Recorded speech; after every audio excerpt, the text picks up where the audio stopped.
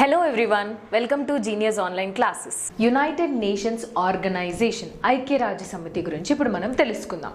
ఐక్యరాజ్య సమితి ఎలా ఎస్టాబ్లిష్ అయ్యింది, దాని బ్యాక్గ్రౌండ్ ఏంటి, దాన్ని ఇంతకు ముందు లీగ్ ఆఫ్ నేషన్స్ అని ఎందుకు పిలిచేవారు అనేది ఇప్పుడు మనం తెలుసుకుందాం. సో ఫస్ట్ బ్యాక్గ్రౌండ్కి వస్తే సమ్ ఇంపార్టెంట్ ఫ్యాక్ట్స్, అంటే ఫస్ట్ మనం ఐక్యరాజ్య సమితి ఎప్పుడు ఎస్టాబ్లిష్ అయింది, దాని సింబల్ ఏంటి, దాని ఫ్లాగ్ ఏంటి అనే చిన్న చిన్న పాయింట్స్ తెలుసుకున్న తర్వాత మనం బ్యాక్గ్రౌండ్కి వెళ్దాం. సో ఫస్ట్ ఇంపార్టెంట్ థింగ్, ఐక్యరాజ్య సమితి ఎప్పుడు ఎస్టాబ్లిష్ అయ్యింది? 1945లో అక్టోబర్ 24న ఐక్యరాజ్య సమితి అనేది ఎస్టాబ్లిష్ అయ్యింది. సో దాని యొక్క ప్రధాన కార్యాలయం ఎక్కడ ఉంది? ప్రధాన కార్యాలయం అంటే హెడ్ క్వార్టర్స్ ఎక్కడ ఉంది ఫ్రెండ్స్? న్యూయార్క్, అమెరికాలో ఉన్న న్యూయార్క్లో దాని యొక్క హెడ్ క్వార్టర్స్ ఉంది. అండ్ న్యూయార్క్ అనేది గుర్తుపెట్టుకోండి ఫ్రెండ్స్, ప్రిన్సిపల్ ఆర్గన్స్ ఐక్యరాజ్య సమితికి 6 ఉంటాయి. అన్ని ప్రిన్సిపల్ ఆర్గన్స్ న్యూయార్క్లోనే ఉంటాయి, కానీ ఒక్కటి మాత్రం, ఆ ఒక్కటి ఏంటి అనేది కూడా మనం ఇప్పుడు తెలుసుకుందాం. నెక్స్ట్, ఐక్యరాజ్యకి సమితికి సంబంధించిన చిహ్నం ఉంది కదా అండి, లోగో. దీన్ని ఎప్పుడు ఎస్టాబ్లిష్ చేశారు అంటే 1946 7th డిసెంబర్ 1946లో ఎస్టాబ్లిష్ చేసింది. 45 చిహ్నంని ఆమోదించింది 46లో. మరి ఐక్యరాజ్య సమితికి సంబంధించిన పతాకం ఉంటుంది కదా, ఫ్లాగ్, దాన్ని 20 అక్టోబర్ 1947న ఆమోదించడం జరిగింది. ఇవి చాలా ఇంపార్టెంట్ అండి, ఎందుకనంటే దాని యొక్క సింబల్ మీరు చూసినట్లయితే here you can see, even నేను సింబల్ గురించి కూడా, అది ఎందుకు ఇలా ఉంది, దీన్ని ఎవరు డ్రా చేశారు, అవన్నీ కూడా మనం నేర్చుకున్నాం. సో బేసిక్ ఇంపార్టెంట్ థింగ్స్, అది ఎప్పుడు ఎస్టాబ్లిష్ అయింది, దాని ప్రధాన కార్యాలయం ఎక్కడ ఉంది, దాని చిహ్నం ఏ రోజున ఆమోదించబడింది, అండ్ దాని యొక్క పతాకం ఏ రోజున ఆమోదించబడింది, ప్రస్తుతం ఎంతమంది సభ్యులు are how many members are there in United nations organizations. 193 193 countries are there in United nations organization ప్రెజెంట్గా. లాస్ట్ జాయిన్ అయిన ఆర్గనైజేషన్ ఆర్ లాస్ట్ జాయిన్ అయిన కంట్రీ ఏంటి అంటే దక్షిణ Sudan. South Sudan is the last country which joined United Nations organizations. మనకి ఎగ్జామ్స్లో లాస్ట్లో United nations ఆర్గనైజేషన్స్ని join అయిన కంట్రీ ఏంటి అని ఆల్రెడీ ఒక క్వశ్చన్ కొన్ని కాంపిటేటివ్ ఎగ్జామ్స్లో అడగడం జరిగింది. సో మళ్ళీ రిపీట్ అయ్యే ఛాన్సెస్ కూడా ఉంటాయి. South Sudan. ఇంకొకటి చెప్తున్నాను, మనం ఏ కంట్రీ గురించి ఇప్పుడు నేను ఏదైనా కంట్రీని చెప్తే దాని యొక్క క్యాపిటల్, దాని యొక్క కరెన్సీని కూడా మీరు పక్కకు రాసుకోండి. నేను మర్చిపోను, నేను ఇక్కడ చెప్తాను, ఒకవేళ నేను మర్చిపోతే మీ అంతటా మీరు దాని యొక్క క్యాపిటల్ ఏంటి, దాని కరెన్సీ ఏంటి అనేది కూడా మీరు సెపరేట్గా రాసుకోండి. బికాస్ క్యాపిటల్ అండ్ కరెన్సీస్ కూడా మనకి చాలా చాలా ఇంపార్టెంట్. సో ఇప్పుడు మనం యునైటెడ్ నేషన్స్ ఆర్గనైజేషన్ ఎలా ఎస్టాబ్లిష్ అయ్యింది, దానిని లీగ్ ఆఫ్ నేషన్స్ ఎందుకు అంటారు అనేది ఒక బ్యాక్గ్రౌండ్ తెలుసుకుందాం. మనందరికీ తెలుసు, like first of all I forgot to tell, south Sudan అనే ఇప్పుడు కంట్రీ వచ్చింది కదా, ఇందాకే చెప్పాను, ఇలాంటి కంట్రీ ఏదైనా వస్తే దాని యొక్క క్యాపిటల్ అండ్ కరెన్సీ కూడా తెలుసుకోండి. అండ్ వరల్డ్ మ్యాప్లో ఆ కంట్రీ ఎక్కడ ఉంటుంది అని కూడా. సౌత్ సూడాన్ అనేది మీకు ఆఫ్రికా రీజన్లో ఇక్కడ ఉంటుంది. దీని యొక్క క్యాపిటల్ వచ్చేసి జూబా, దీని కరెన్సీ వచ్చేసి సౌత్ సుడానిస్ పౌండ్. సో ఇది నేను జస్ట్ మీకు శాంపుల్ మాత్రమే చెప్తున్నాను. సో మీరు నోట్స్ రాసుకునేటప్పుడు ఖచ్చితంగా ఏ కంట్రీ గురించి నేను మాట్లాడితే ఆ కంట్రీ యొక్క క్యాపిటల్, కరెన్సీ అండ్ అది వరల్డ్ మ్యాప్లో ఎక్కడ ఉంది అనేది మినిమం రిక్వైర్మెంట్ తెలుసుకోండి. సో ఇప్పుడు మనం బ్యాక్గ్రౌండ్ చూద్దాం. సో వరల్డ్ వార్ 1, మనకి వరల్డ్ వార్ 1 ఎప్పుడు జరిగింది? 1914 నుంచి 1918 వరకు మనకి వరల్డ్ వార్ 1 అనేది జరిగింది. ఎవరి మధ్యలో జరిగింది? Central powers and allies powers. ఇవి ఖచ్చితంగా గుర్తుపెట్టుకోవాలండి. World war 1 central powers and allies పవర్స్కి మధ్యలో వరల్డ్ వార్ 1 అనేది జరిగింది. సో సెంట్రల్ పవర్స్లో ఎవరెవరు ఉన్నారు? Germany, Austria Hungary and Turkey. మరి అలైస్కి సంబంధించిన వాళ్ళు మెయిన్ ఇంపార్టెంట్ కంట్రీస్ ఏంటి? France, great Britain or united kingdom, Russia. అప్పుడు రష్యా కాదండి, యుఎస్ఎస్ఆర్. కానీ మీకు అర్థం అవ్వడానికి నేను రష్యా అని పెట్టడం జరిగింది, ఎందుకంటే రష్యా మనకి 1991న ఉన్న యుఎస్ఎస్ఆర్. సో దీంట్లో నుంచి కొన్ని కంట్రీస్ అన్ని బయటికి వెళ్ళిపోయి యుఎస్ఎస్ఆర్ నుంచి రష్యాగా మారడం జరిగింది. ఇది 1991లో జరిగింది. సో ఇక్కడ మీరు రష్యా బదులు యుఎస్ఎస్ఆర్ అని రాసినా కూడా కరెక్టే, కానీ మీకు అర్థం అవ్వాలని మాత్రమే నేను రష్యా అని రాశాను. Next Italy, Japan and United states first నుంచి వరల్డ్ వార్ 1లో పార్టిసిపేట్ చేయలేదు, కానీ 1917లో యునైటెడ్ స్టేట్స్ కూడా వరల్డ్ వార్ 1లో జాయిన్ అయింది. ఇది చాలా ఇంపార్టెంట్ అండి. వరల్డ్ వార్ 1 ఎప్పుడు జరిగింది అండ్ ఏ కంట్రీస్ మధ్యలో జరిగింది? Central powers versus allies powers. Central పవర్స్లో ఎవరున్నారు, అలైస్ పవర్స్లో ఎవరున్నారు? దీనికి యునైటెడ్ నేషన్స్కి సంబంధం ఏంటి అని మీకు డౌట్ రావచ్చు. సో ఇప్పుడు నేను చెప్తాను, అదే ఇప్పుడు బ్యాక్గ్రౌండ్ మనం చూస్తున్నాం. సో ఈ వార్ అయిన తర్వాత వార్ ఎండెడ్. వార్ అయిపోయిన తర్వాత it resulted in to a treaty. ఆ ట్రీటీ పేరేంటి? ట్రీటీ ఆఫ్ వర్సైల్స్ అని అంటారు. ఈ ట్రీటీ ఆఫ్ వర్సైల్స్ ప్రకారం ఓడిపోయిన కంట్రీస్ ఎవరు? సెంట్రల్ పవర్స్ అన్నీ ఓడిపోతాయి, అలైస్ పవర్స్ గెలుస్తాయి. సో అలైస్ పవర్స్ కొన్ని ఒప్పందాలు పెడతాయి, provisions and rules and regulations పెడతాయి. ఎవరైతే ఓడిపోతారో వాళ్ళు ఖచ్చితంగా కొన్ని ఒప్పందాలని మాత్రం యాక్సెప్ట్ చేయాలి. సో ఇప్పుడు సెంట్రల్ పవర్స్ ఇవన్నీ ట్రీటీ ఆఫ్ వర్సైల్స్ని యాక్సెప్ట్ చేయాలి. మరి దీని తర్వాత వరల్డ్ వార్ 1. ఇప్పుడు మనకి ఇవి ఎలా గుర్తుపెట్టుకోవాలి అనే ఒక క్వశ్చన్ రావచ్చు, కానీ ఇండియాలో ఈ టైంలో ఏం జరుగుతుంది అని తెలుసుకుంటే హిస్టరీ చదువుకోవడం చాలా ఈజీ. అండ్ కాంటెంపరీ పాలిటిక్స్ అని, కాంటెంపరీ వరల్డ్ పాలిటిక్స్ అని అంటారు. అంటే కాంటెంపరీ అంటే ఒకే సిమిలర్ టైంలో అక్కడ వరల్డ్లో ఏం జరుగుతుంది, మన ఇండియాలో ఏం జరుగుతుంది, దాన్ని తెలుసుకుంటే కాంపిటేటివ్ ఎగ్జామ్స్లో లాజిక్ అప్లై చేసి ఈజీగా క్వాలిఫై అవ్వచ్చు. సో వరల్డ్ వార్ 1 జరుగుతున్న టైంలో అంటే 1914 to 1918 మధ్యలో ఇండియాలో ఏం జరుగుతుంది ఫ్రెండ్స్? మీకు గుర్తుంది అనుకుంటాను, 1914లో హోమ్ రూల్ లీగ్ మూమెంట్ని స్టార్ట్ చేశారు. ఎవరు? యానీ బీసెంట్ అండ్ తిలక్ గారు. వీళ్ళిద్దరూ మన ఇండియాలో హోమ్ రూల్ మూమెంట్ని స్టార్ట్ చేశారు. సో కాంటెంపరీగా మన వరల్డ్ వార్ 1 జరుగుతున్నప్పుడు ఇండియాలో ఏం జరుగుతుంది అనేది మినిమం పాయింట్స్ అనేవి తెలుసుకోవాలి.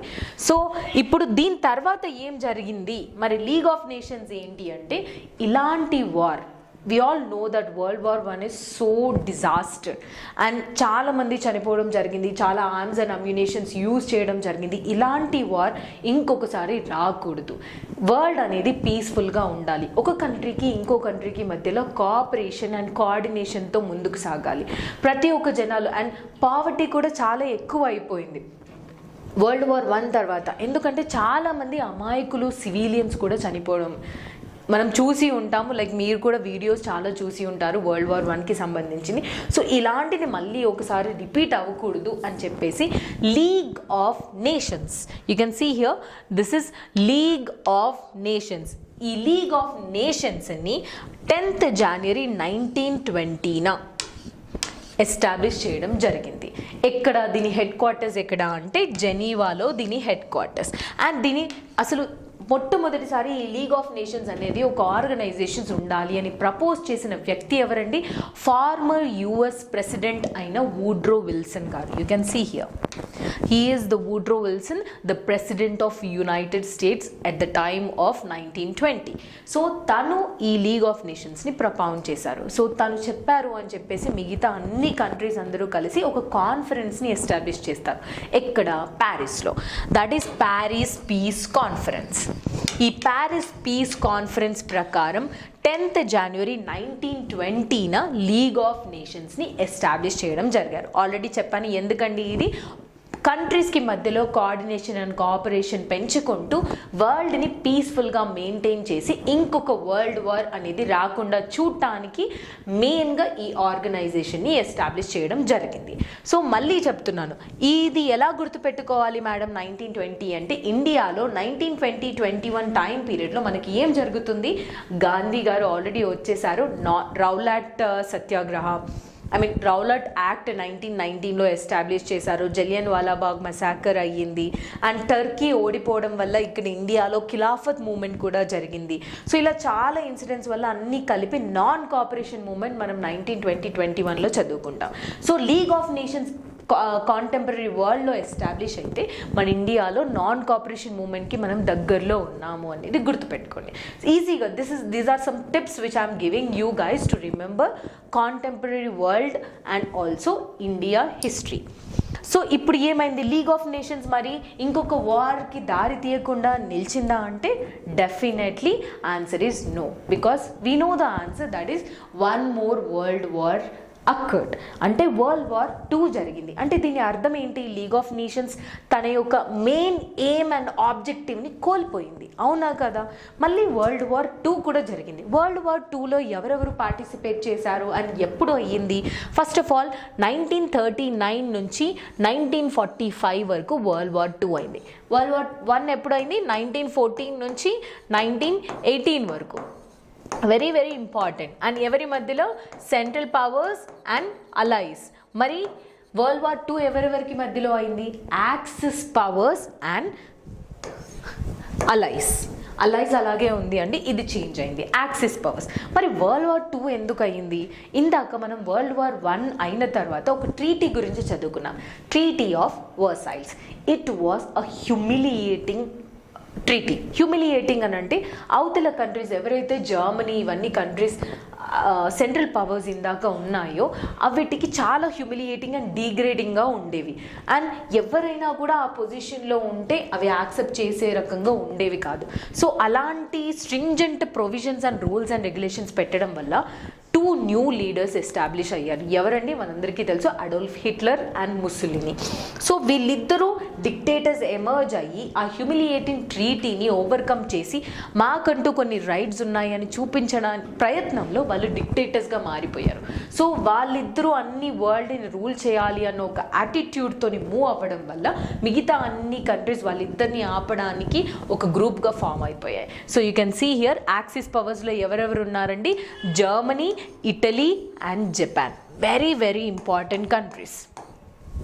ఎస్, దీన్ని జిగ్ కంట్రీస్ అని కూడా అంటారు, Japan, Italy and Germany.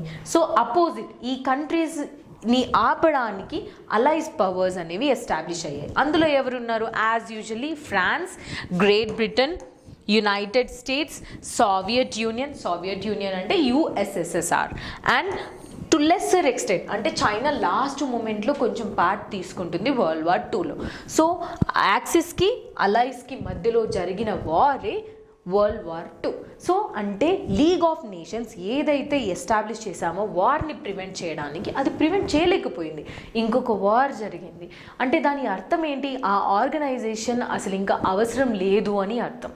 So మళ్ళీ ఏమనుకున్నారు, ఇలా అయితే కుదరదు, మళ్ళీ ఇంకొక ఆర్గనైజేషన్ని మనం మాట్లాడుకొని ఎస్టాబ్లిష్ చేయాలి. మనకి ఇలా లీగ్ ఆఫ్ నేషన్స్కి అంత ఎక్కువ పవర్స్ ఇవ్వలేదు, ఒక వరల్డ్ వార్ని ఆపే అంత పవర్స్ ఇవ్వలేదు. సో నెక్స్ట్ ఏదైనా ఆర్గనైజేషన్ మనం ఎస్టాబ్లిష్ చేయాలంటే దానికి ఇంకొన్ని పవర్స్ ఇచ్చేసి ఇంకొంచెం like strict rules and regulations అనేవి ఉండాలి అన్న ఆలోచనతోని మళ్ళీ ఒక కాన్ఫరెన్స్ ఆర్ మీటింగ్ జరుగుతుంది. ఎప్పుడు? 26 జూన్ 1945న శాన్ ఫ్రాన్సిస్కోలో ఒక మీటింగ్ జరుగుతుంది. ఆ మీటింగ్లో యునైటెడ్ నేషన్ చార్టర్ని సైన్ చేస్తారు. ఎస్, ఆ మీటింగ్ జరిగిన తర్వాత ఆ మీటింగ్ ఆర్గనైజేషన్ ఎస్టాబ్లిష్ చేస్తాము సో దట్ అట్లీస్ట్ ఈసారైనా ఇంకొక వార్ని ప్రివెంట్ చేయాలి. And world war 2 was much more devastating and disastered. So అంత లెవెల్లో మళ్ళీ ఇంకొక వార్ వస్తే ఖచ్చితంగా మన ప్రపంచం అనేది ఉండదు అని అందరికీ అర్థమైపోతుంది. బికాస్ ఆర్మ్స్ అండ్ అమ్యునేషన్స్ మనకి వరల్డ్ వార్ 1తో పోలిస్తే వరల్డ్ వార్ 2లో ఎక్కువగా యూజ్ చేశారు అండ్ టెక్నాలజీ ఎక్కువగా ఇంప్రూవ్ అయింది. Intensity of the war is also much more huge. We are also seeing like ఎలా జపాన్ కానీ మిగతా కంట్రీస్ కానీ ఎలా కొలాబ్స్ అయిపోయా వరల్డ్ వార్ 2లో మనం వరల్డ్ హిస్టరీలో చదువుకుంటాం. సో ఈ UN charter was signed by ఎంతమంది కంట్రీస్? 51 డెలిగేట్స్. ఈ 51 డెలిగేట్స్లో 50 కంట్రీస్ మాత్రం అదే రోజు సైన్ చేయడం జరిగింది. ఒక కంట్రీ మాత్రం అక్కడ యాబ్సెంట్ అయిపోయింది. సో తర్వాత కొన్ని రోజులకి ఆ కంట్రీ మళ్ళీ సైన్ చేసింది. ఆ కంట్రీ ఏంటి అంటే Poland. You have to remember this. Out of 51 delegates, one country was absent to the meeting. So అందుకని ఆ తర్వాత మళ్ళీ అది సైన్ చేసింది. సో మొత్తం UN చార్టర్ని ఎంతమంది డెలిగేట్స్ సైన్ చేశారండి? 51 డెలిగేట్స్. అండ్ మరి ఇండియా సంగతి ఏంటి? ఇండియా సైన్ చేసిందా? 1945లో ఇండియాలో ఏం జరుగుతుందండి? We all know that still quit India movement 1942లో స్టార్ట్ అయ్యి ఇట్ వాస్ కంటిన్యూయింగ్. అండ్ మనకి క్యాబినెట్ మిషన్ అని, మౌంట్ బ్యాటన్ ప్లాన్ అని చెప్పేసి అవన్నీ కంటిన్యూ అవుతూనే ఉన్నాయి. సో ఇండియా కూడా ఈ యునైటెడ్ నేషన్ని సైన్ చేసింది. అప్పటికి మనకి ఇండిపెండెన్స్ రాలేదు, అయినా కూడా ఇండియా సైన్ చేయడం జరిగింది. సో ఇది కూడా ఇంపార్టెంట్ ఫ్యాక్ట్ టు రిమెంబర్. మనం అందరం అనుకుంటాం మనకి ఇంకా ఇండిపెండెన్స్ రాలేదు కదా, సో మనం సైన్ చేసి ఉండం కావచ్చు అని అనుకుంటాం. కానీ కాదు, ఇండియా కూడా సైన్ చేసింది. ఇంకొకటి ఆల్రెడీ నేను చెప్పాను కదండి, యునైటెడ్ నేషన్స్ యొక్క పతాకం, flag, you can see here, దాని లోగో అండ్ దాని యొక్క ఫ్లాగ్. అండ్ మన నేషన్, మన ఇండియా యొక్క ఫ్లాగ్కి ఫ్లాగ్ కోడ్ ఉంటుంది. ఆ కోడ్ ప్రకారం మన ఇండియా ఫ్లాగ్ ఎంత లెంత్లో ఎంత బ్రెత్లో ఉండాలి అని అంటే, యూ కెన్ సీ హియర్, జెండా వెడల్పు 3:2 ఆర్ 5:3 నిష్పత్తిలో ఉండాలి. అంటే length 3 to breadth. So 3:2 or 5:3 ఇలాంటి నిష్పత్తిలోనే మనం నేషనల్ ఫ్లాగ్ని తయారు చేయడం జరగాలి. సో ఇది మనకి ఇంపార్టెంట్ అండి, మన ఇండియన్ నేషనల్ ఫ్లాగ్ గురించి తెలుసుకోవాలని దానికోసం పెట్టాను, ఇందులో కాదు. సో ఇంకొకటి, ఐక్యరాజ్య సమితికి సంబంధించిన మొట్టమొదటి సమావేశం ఎక్కడ జరిగింది? ఇది జరిగింది జెనీవాలో కాదు, న్యూయార్క్లో కాదు, ఇది గుర్తుపెట్టుకోవాలి. 1948లో January 17న లండన్లో జరిగింది. This is very very important. అప్పటి వరకు ఐక్యరాజ్య సమితి ఎస్టాబ్లిష్ చేయడము, దాని లోగో తయారు చేయడము, దాని యొక్క పతాకం తయారు చేయడము, అండ్ దాంట్లో ఏమేమి ఉండాలి, దాని ఎయిమ్స్ ఏంటి, ఆబ్జెక్టివ్స్ ఏంటి, అలాంటివన్నీ డిస్కస్ చేశారు. కానీ అన్నీ చేసిన తర్వాత మొట్టమొదటి సమావేశం 1948లో లండన్లో January 17న జరిగింది. So these are certain important things you have to know about the background of united nations. ఎలా యునైటెడ్ నేషన్స్ ఎస్టాబ్లిష్ చేసింది, లీగ్ ఆఫ్ నేషన్ నుంచి దాన్ని యునైటెడ్ నేషన్స్ ఎలా మార్చడం జరిగింది, అవన్నీ మనం ఇందులోనే తెలుసుకున్నాం. అండ్ లోగో వచ్చేసి, లోగో చూస్తున్నారు కదా అండి, ఇవి ఆలివ్ లీవ్స్. ఆలివ్ లీవ్స్ అంటే ఏంటి అంటే శాంతికి చిహ్నంగా, శాంతి, పీస్కి సింబల్గా యూస్ చేస్తారనమాట. సో అందుకని ఈవెన్ ఇప్పుడు యునైటెడ్ నేషన్స్ కూడా మనం పీస్ కోసం ఎస్టాబ్లిష్ చేయడం జరిగింది. అందుకని ఈ మన లోగోలో, యునైటెడ్ నేషన్స్ ఆర్గనైజేషన్కి సంబంధించిన లోగోలో ఆలివ్ లీవ్స్ అనేవి ఉంటాయి. And you can see here మన world map and it will be under like this. So United Nations peace organization, దీన్ని ఈ లోగోని తయారు చేయడానికి ఒక కమిటీ ఉంటుంది కదండి, ఆ కమిటీకి హెడ్గా చేసిన అతను ఆలివర్ లింకన్ లండ్క్వెస్ట్. సో తనే అండి, తను ఈ నాయకత్వంలో లోగోను తన యొక్క నాయకత్వంలో ఈ లోగోని తయారు చేయడం జరిగింది. అండ్ నెక్స్ట్ వచ్చేసి ఐక్యరాజ్య సమితికి సంబంధించిన అధికారిక భాషలు, అఫీషియల్ లాంగ్వేజెస్. 6 అఫీషియల్ లాంగ్వేజెస్ ఉంటాయండి. ఖచ్చితంగా ఒక కాంపిటేటివ్ ఎగ్జామ్స్లో నేనైతే ఇప్పటి వరకు చూసిన దాంట్లో అట్లీస్ట్ ఒక క్వశ్చన్ అయినా వచ్చింది దీని గురించి. ఈవెన్ మీరు సెంట్రల్ ఎగ్జామ్స్ రాసినా కూడా వస్తుంది. సో అఫీషియల్ లాంగ్వేజెస్ అధికారిక భాషలు ఎన్ని యునైటెడ్ నేషన్స్కి అంటే 6. English, French, Chinese, Russian, Spanish and Arabic. ఈ అరాబిక్ని నాన్ వర్కింగ్ లాంగ్వేజ్ అని అంటారు. నాన్ వర్కింగ్ లాంగ్వేజ్ ఇది రీసెంట్గా యాడ్ చేశారంటే 1970s, 80s దీన్ని యాడ్ చేయడం జరిగింది. So English, French, Chinese, Russian, Spanish and Arabic. These 6 languages are official languages of United Nations Organization.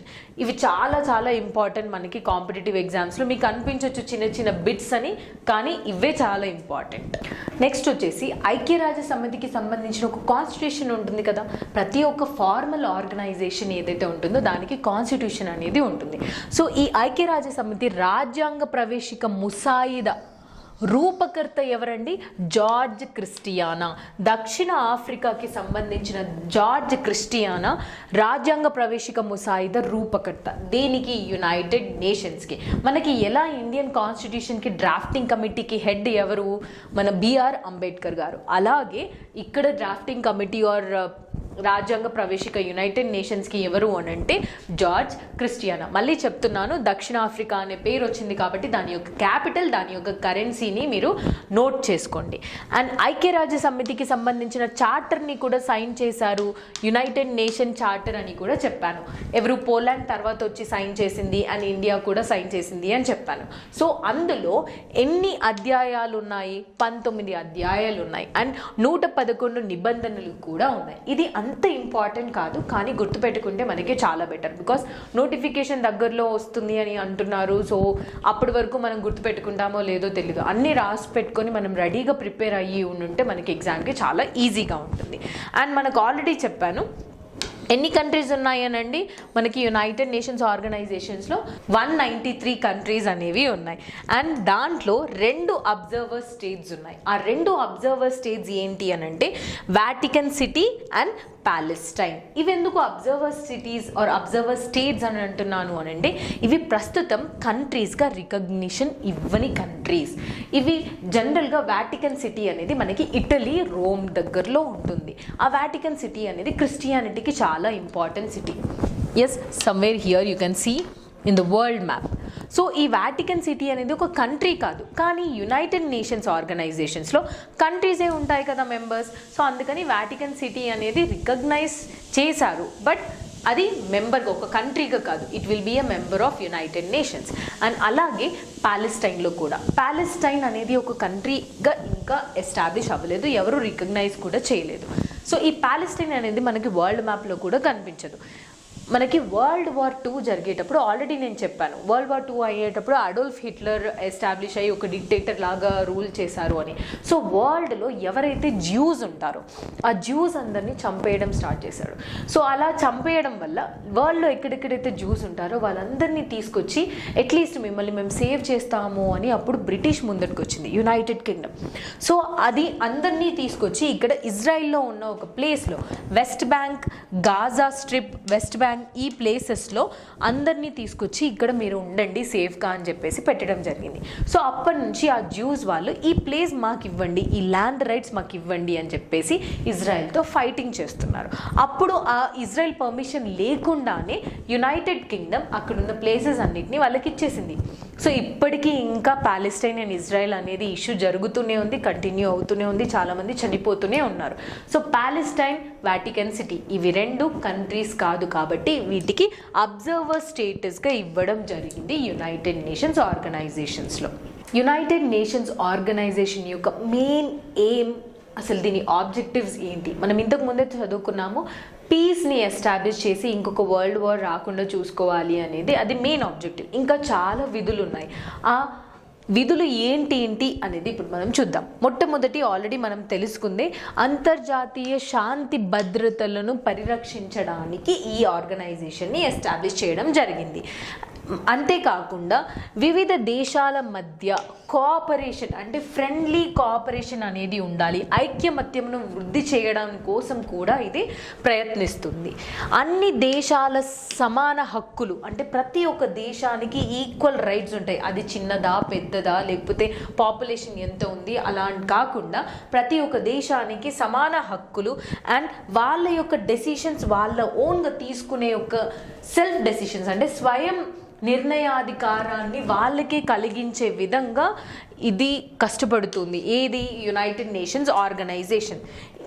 Economic, social, cultural అంటే ఆర్థిక, సామాజిక, సాంస్కృతిక, మానవ సమస్యలు ఏవైనా ఇంటర్నేషనల్ లెవెల్లో ఉంటే వాటన్నిటి గురించి కూడా ఇదే డీల్ చేస్తుంది. మనందరికీ తెలుసండి, ఏది చదివినా మనం యునైటెడ్ నేషన్స్ డెవలప్మెంట్ ప్రోగ్రామ్స్ అంటాం, యునైటెడ్ నేషన్స్ సస్టైనబుల్ డెవలప్మెంట్స్ అంటాం, యునైటెడ్ నేషన్స్ ఎన్వైరన్మెంట్ ప్రోగ్రామ్ అంటాం. అంటే environment related, social related, educational related, cultural related అలా ఏది తీసుకున్నా కానీ ఇంటర్నేషనల్ ప్రాబ్లమ్స్ అన్నిటినీ సాల్వ్ చేయడానికి ముందుండే ఆర్గనైజేషన్ యునైటెడ్ నేషన్స్ ఆర్గనైజేషన్స్.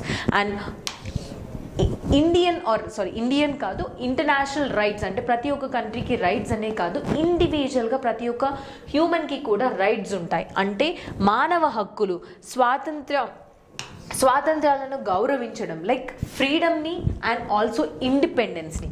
ఇంతకు ముందే చెప్పాను, మనకి 193 నేషన్స్ అనేవి ఉన్నాయి. సో ఏదైనా ఒక కంట్రీ ఫ్రీడమ్, ఇండిపెండెన్స్ కావాలి అని ప్రయత్నిస్తుంటే ఆ కంట్రీకి కూడా హెల్ప్ చేస్తుంది యునైటెడ్ నేషన్స్లో ఉన్న one of the organs. And దేశాల అంతర్గత విషయాలలో కూడా జోక్యం చేసుకుంటుంది. యునైటెడ్ నేషన్స్ ఇంటర్నల్ అఫేర్స్ అంటే ఇండియాలో ఉన్న ఇంటర్నల్ అఫేర్స్లో కూడా on the request of states అంటే ఏవైతే కంట్రీస్ ఉంటాయో ఆ కంట్రీస్ రిక్వెస్ట్ చేస్తే అవి వచ్చి ఇందులో యునైటెడ్ నేషన్స్ వచ్చి ఇందులో పార్టిసిపేట్ ఆర్ ఏవైనా డిస్కషన్స్ అనేవి చేస్తున్నాయి. ఫర్ ఎగ్జాంపుల్ మనకి ఇండియాకి పాకిస్తాన్కి మధ్యలో జమ్మూ అండ్ కాశ్మీర్ ఇష్యూ జరిగింది కదా, అప్పుడు జవహర్లాల్ నెహ్రూ గారు యునైటెడ్ నేషన్స్కి వెళ్ళే దాని గురించి డిస్కస్ చేయడం జరిగింది. సో అంటే ఎప్పుడైతే కంట్రీస్ వెళ్ళి యునైటెడ్ నేషన్స్ని రిక్వెస్ట్ చేస్తాయో అప్పుడు ఆ కంట్రీస్ వచ్చి కూడా ఇందులో ఇన్వాల్వ్ అవ్వచ్చు. So these are certain important aims and objectives, ప్రధాన విధులు అండి దేనికి యునైటెడ్ నేషన్స్ ఆర్గనైజేషన్ యొక్క ప్రధాన విధులు ఇవన్నీ. Please note it down. So next వచ్చేసి ఇప్పుడు యునైటెడ్ నేషన్స్ ఆర్గనైజేషన్ ఎలా ఎస్టాబ్లిష్ అయింది, ఎందుకు ఎస్టాబ్లిష్ అయింది, దాని ఇంపార్టెంట్ ఎయిమ్స్ ఆబ్జెక్టివ్స్ ఏంటి, ఫ్లాగ్ ఏంటి, ఎంబ్లెమ్ ఏంటి, ఎవరు చేశారో అన్నీ తెలుసుకుందాం. మరి యునైటెడ్ నేషన్స్ వర్క్ చేయాలి అని అంటే దానికి 6 ఆర్గన్స్ ఉన్నాయి. ఆ 6 ఆర్గన్స్ ఇండివిజువల్గా కూడా మనం తెలుసుకోవాలి. ఫస్ట్ జనరల్ అసెంబ్లీనే సాధారణ సభ అని కూడా అంటారు. సెకండ్ ఈజ్ సెక్యూరిటీ కౌన్సిల్, దీన్ని యునైటెడ్ నేషన్ సెక్యూరిటీ కౌన్సిల్ అని కూడా అంటాము. భద్రతా మండలి.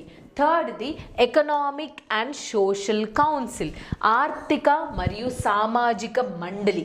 ఫోర్త్ ట్రస్టీషిప్ కౌన్సిల్, ధర్మకర్తృత్వ మండలి, ఇంటర్నేషనల్ కోర్ట్ ఆఫ్ జస్టిస్. ఫిఫ్త్ది అంతర్జాతీయ న్యాయస్థానం. 6th సెక్రటరియేట్, సచివాలయం. ఇవి అన్ని important 6 organs of united nations organisations. Very very important. And ప్రతి ఒక్క ఆర్గనైజేషన్ యొక్క హెడ్ క్వార్టర్స్ గుర్తుపెట్టుకోండి న్యూయార్క్లో ఉంటుంది. ఎక్సెప్ట్ 1 ఆర్గనైజేషన్, అదేంటండి ఇంటర్నేషనల్ కోర్ట్ ఆఫ్ జస్టిస్ యొక్క హెడ్ క్వార్టర్స్ మాత్రం నెదర్లాండ్స్లో ద హేగ్లో ఉంటుంది. మిగతా అన్ని యొక్క హెడ్ క్వార్టర్స్ మాత్రం న్యూయార్క్లో ఉంటుంది. సో సెపరేట్గా నేను చెప్పేటప్పుడు మళ్ళీ చెప్తాను, బట్ ఇది ఒకటి గుర్తుపెట్టుకోండి. అండ్ యునైటెడ్ నేషన్కి సంబంధించిన పీస్, శాంతి సైన్యం, మన ఇండియా కూడా పీస్ మెయింటైన్ చేయడానికి మన ఆర్మీ పీపుల్ని యునైటెడ్ నేషన్కి పంపిస్తుంది. ఆఫ్రికాలో చాలా వరకు పీస్ మెయింటైన్ చేయడానికి మన ఇండియన్ ఆర్మీ వాళ్ళు అక్కడ వెళ్ళి వర్క్ చేస్తున్నారు. How difficult it will be, like always ఆఫ్రికాలో పావర్టీ చాలా ఎక్కువగా ఉంటుంది అండ్ డిసీజెస్ కూడా ఎక్కువ, అంత ఎక్కువ డెవలప్మెంట్ కాదు. అలాంటి ప్లేసెస్లో కూడా మన ఆర్మీ వాళ్ళు వెళ్ళి మన ఇండియా తరపున అండ్ మన వరల్డ్ని ప్రొటెక్ట్ చేయడానికి వెళ్తున్నారు. And India is like one of the biggest peace making army people ఎవరు సెండ్ చేస్తున్నారు అని అంటే మన ఇండియానే సెండ్ చేస్తుంది. ఆ శాంతిని మెయింటైన్ చేసే సైన్యాన్ని ఏమని పిలుస్తారు అంటే బ్లూ హెల్మెట్స్ అని అంటారు. ఇది కూడా మన కాంపిటేటివ్ ఎగ్జామ్కి చాలా ఇంపార్టెంట్. యునైటెడ్ నేషన్స్ శాంతిని మెయింటైన్ చేయడానికి పంపించే ఆర్మీని ఏమని పిలుస్తారు అంటే బ్లూ హెల్మెట్స్ అని అంటారు. సో ఇప్పుడు మనం ఒక్కొక్క ఆర్గనైజేషన్, ఒక్కొక్క ఆర్గన్ గురించి ఇన్ డీటెయిల్గా తెలుసుకుందాం. ఫస్ట్ కొన్ని టూ ఇంపార్టెంట్ థింగ్స్. మొట్టమొదటిసారి యునైటెడ్ నేషన్ ఆర్గనైజేషన్లో సంగీత కచేరీ చేసింది ఎవరు మన ఇండియా నుంచి అని అంటే ఎంఎస్ సుబ్బలక్ష్మి గారు. ఎప్పుడు 1966లో తను ఐక్యరాజ్య సమితిలో సంగీత కచేరీ చేయడం జరిగింది ఎంఎస్ సుబ్బలక్ష్మి గారు. మరి ఇండియా నుంచి సంగీత కచేరీ చేసిన రెండవ వ్యక్తి ఎవరు అని అంటే ది గ్రేట్ ఏఆర్ రెహమాన్ గారు. తను 2016లో సంగీత కచేరీ చేశారు. అప్పుడు 70th స్వాతంత్ర దినోత్సవం సందర్భంగా సంగీత ప్రదర్శన చేశారంట.